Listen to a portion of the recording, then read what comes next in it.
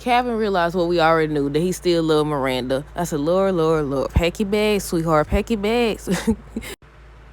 But hey, y'all, welcome back to another review of Life with Chessie for Tyler Perry's House of Payne Season 13, Episode 12.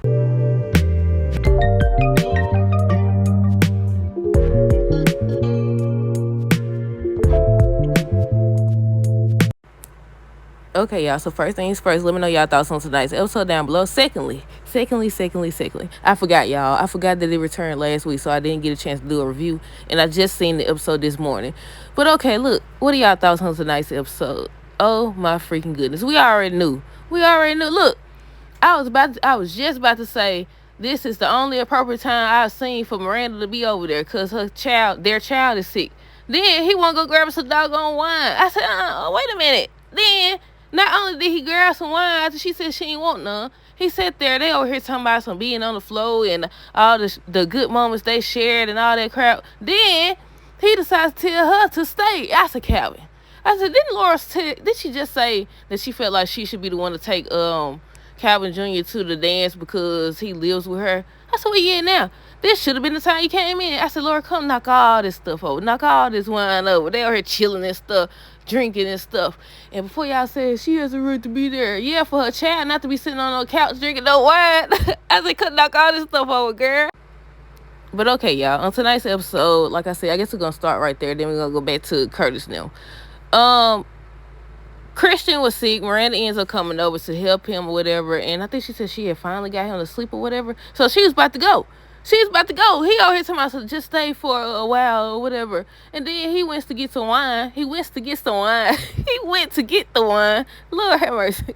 He went to get some wine. I'm like, wait a minute. Because at first I was like, yeah, you should come on in here and take care of your child or whatever. He want to go get some wine. He asked her, did she want some? She was like, no, she good. He poured her some anyway. Thought that she said that, she wanted some. So they drinking and everything, laughing, smiling, talking about some being on the floor or whatever. But he was like, he not talking about that. He was talking about, what did he say? I think he said he was talking about after Christian was born or something. Just reminiscing and everything. Think stuff sweet. I said, Lord, come in here and knock all this stuff out, girl. What they think this is.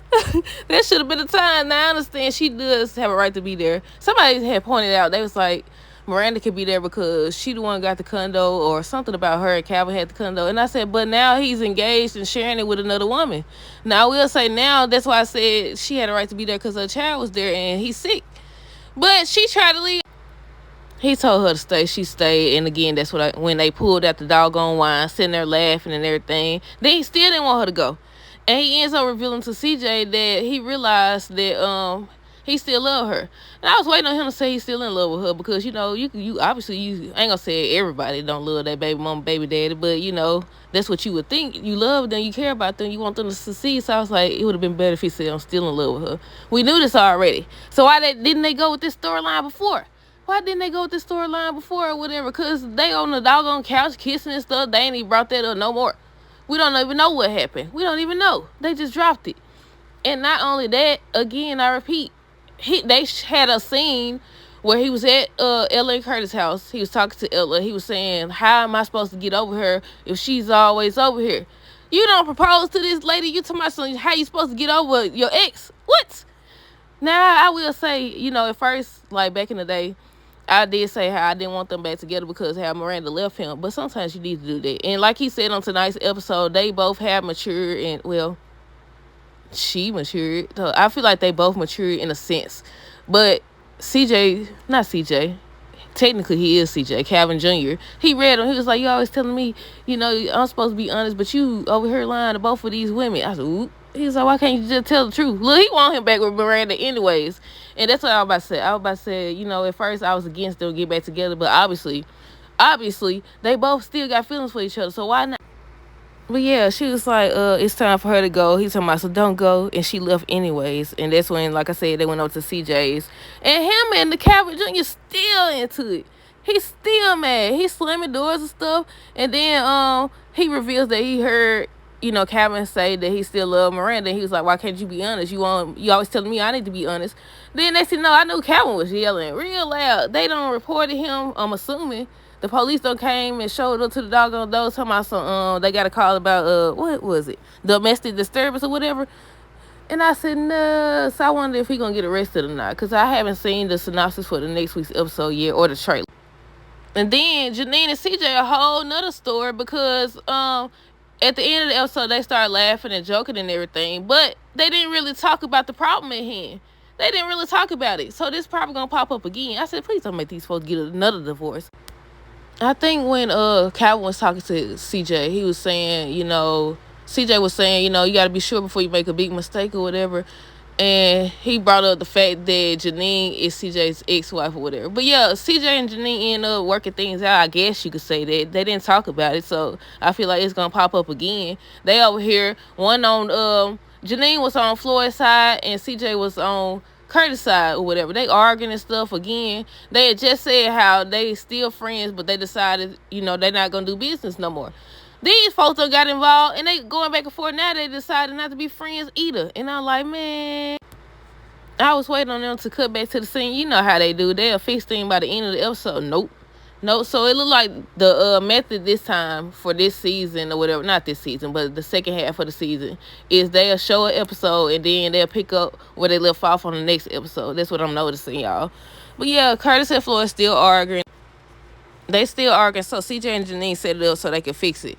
So they end up telling Floyd that Curtis want to apologize. Then they end up telling Curtis that Floyd wants to apologize, and that's when they did the whole back and forth thing. He want to take the grill. See, look, but I will say I'm kind of on Floyd's side, because Curtis has been steady saying me or whatever. And he's not really treating Floyd like a business partner. But at the same time, Floyd needs to put his foot down. So if y'all gonna do business together, then y'all both gotta be partners, actual partners. But yeah, what are y'all thoughts on this episode? How do y'all feel about Calvin saying that he realized he still loves Miranda? Look, I'm still hoping that it's a big plot twist. Do y'all think that Laura gonna end up pregnant? Because y'all know they gotta throw something in there to come between these folks when they finally do get back together, if they get back together. That's what I'm assuming. That's why they had him over here talk about something. He still love her. But yeah, do y'all think Laura's gonna end up pregnant or what? But yeah, I remember a lot of people saying, why do y'all want them back together?